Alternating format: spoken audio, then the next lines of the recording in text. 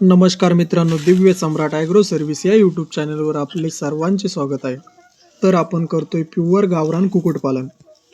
तर आजच्या व्हिडिओच्या माध्यमातून आपण जाणून घेणार आहोत गावरान कोंबडी अंड्यावर कशी बसवावी, जेणेकरून आपण जेवढ्या अंड्यावर कोंबडी बसवली पुरेपूर त्या अंड्यातून पिल्लं निघण्यास मदत होईल.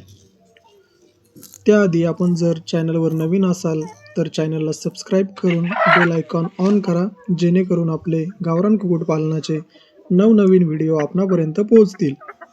तर चला मग. तर सर्वप्रथम आपण घेतली आहे एक दुरडी, त्यामध्ये भुसा टाकून घेऊत, जेणेकरून कोंबडीला व्यवस्थितरित्या अंडे घोळण्यास मदत होईल. त्यानंतर त्यामध्ये आपल्याला कडुलिंबाचा पाला आणि हळद टाकून घ्यायची आहे. त्यामुळे काय होईल की ज्या कोंबडीला पिसवा होतात त्या होणार नाहीत आणि पिसवांपासून कोंबडी सुरक्षित राहील.